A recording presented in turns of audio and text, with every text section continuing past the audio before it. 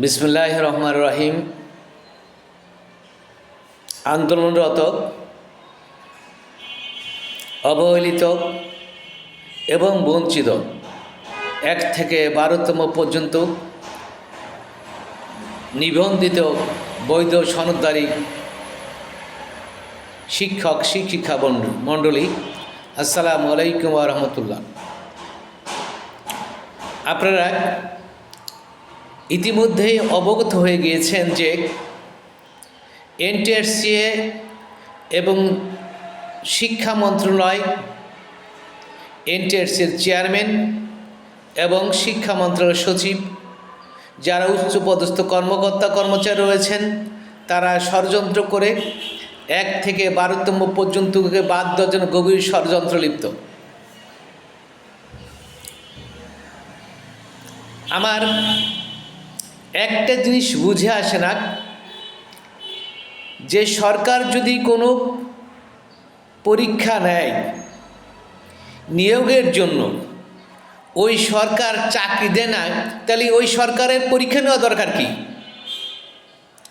আপনি মেধাবী শিক্ষক শিক্ষিকা নিয়োগ দেবেন, আপনি বলবেন যে আপনি মেধার ভিত্তিতে নিয়োগ দেবেন, আপনি নিয়োগ পরীক্ষা নেবেন, নিয়োগ পরীক্ষা নিলে পরে তার টাকা জমা দিতে হয়নি।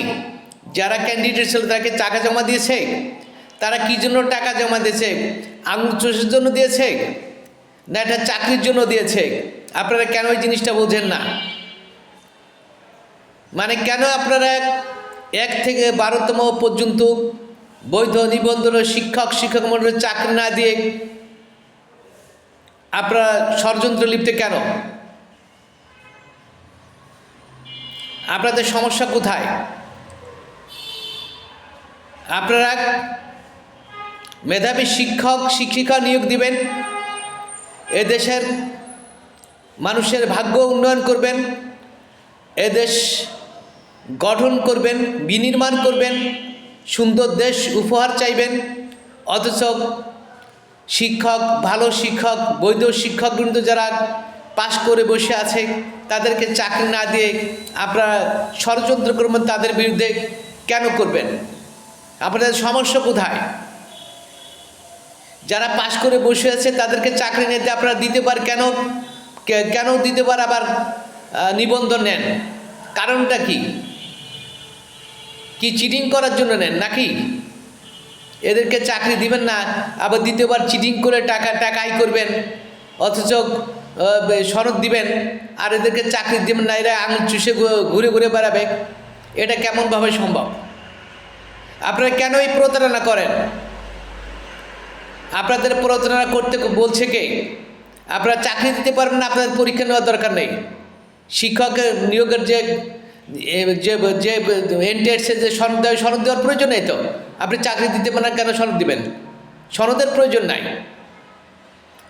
বাংলাদেশের মানুষ যেভাবে আছে সেভাবে চলবে, শিক্ষা ব্যবস্থা যেভাবে আছে সেভাবে চলবে। আপনি যতক্ষণ চাকরি দিতে না পারবেন ততক্ষণ দিতে পারার পরীক্ষা নিতে পারবেন না। এটা অনুচিত, এটা বেমানান, এটা সামঞ্জস্য নয়, অসামঞ্জস্য। আর আমার একটা জিনিস বুঝে আসে না, যে আপনারা সচিব পদমর্যাদার যারা সচিব আছেন, যুগ্ম সচিব, উপসচিব, সহ সচিব আছেন, এনটিআরসির চেয়ারম্যান আছেন, আপনারা কেন বোঝেন না যে একটা মানুষকে চাকরির জন্য আপনারাই পরীক্ষা নিয়েছেন, চাকরিকে দেবে? চাকরিটা দিবে কে? সরকার দিবে না, তাহলে দিবে কে? আপনারা কেন এরকম ষড়যন্ত্র করলেন 1 থেকে 12তম পর্যন্ত নিয়ে? 1 থেকে 12তম পর্যন্ত যারা রয়েছে তারা মেধাবী কম না, যারা বর্তমান যারা তাদের সে মেধাবী কম হওয়ার কথা না। সুতরাং যারা এখন পর্যন্ত 1 থেকে 12তম পর্যন্ত যাদের চাকরি দেননি, আপনি তাদেরকে চাকরির ব্যবস্থা করুন। এটা আপনাদের প্রতি আমাদের সবিনয় অনুরোধ। কারণ বেকার থাকাটা খুব কঠিন। বাংলাদেশের বিগত 17 বছর যে ঘেঁষেটি বেগম শেখ হাসিনা, ভারতের দালাল শেখ হাসিনা দেশ চালে দেশকে ধ্বংস করে গিয়েছে, দেশের মানুষকে ধ্বংস করেছে, টাকা ছাড়া চাকরি হয়নি। সুতরাং যে সকল দুর্নীতিবাজ চেয়ারম্যান এনটিআরসিতে এসেছে, যে সকল সচিব 1 থেকে 12তম গভীর ষড়যন্ত্র করছে, তাদের বিরুদ্ধে ব্যবস্থা নেওয়ার জন্য আমি প্রধান উপদেষ্টার বিরুদ্ধে অনুরোধ জানাচ্ছি। এবং আমাদের সনদে, আমি আবার বলছি, আমাদের সনদে কোথাও 3 বছর মেয়াদ লেখা নেই। আমরা যতক্ষণ পর্যন্ত চাকরি না পাবো ততক্ষণ পর্যন্ত আমাদের সনদের মেয়াদ রয়েছে। আপনারা এখনও কেন চাকরি দেননি? আপনারা আমাদেরকে চাকরি দিন, আমাদের সনদের মেয়াদ আমরণ। আমি 9ম এবং 11তম স্কুল এবং কলেজে পাশ করেছি, সুতরাং আমার চাকরি দিন, আমার চাকরি দরকার আছে। আমার মতো যারা এখনও বেকার রয়েছে তাদের প্রত্যেকের চাকরি রয়েছে, প্রত্যেকের একটা পরিবার রয়েছে, বাবা মা রয়েছে, সন্তান সন্ততি রয়েছে, তাদেরকে চালানোর জন্য টাকার প্রয়োজন না, প্রয়োজন হয় না। আপনারা আরামে বাংলাদেশের রাজস্ব করে টাকা খেয়ে আরামে চলবেন, আর আমরা বৈধ উপায়ে রোডে রোডে ঘুরবে, এটা কোনোভাবেই কাম্য নয়। সুতরাং আমি মাননীয় প্রধান উপদেষ্টা, শিক্ষা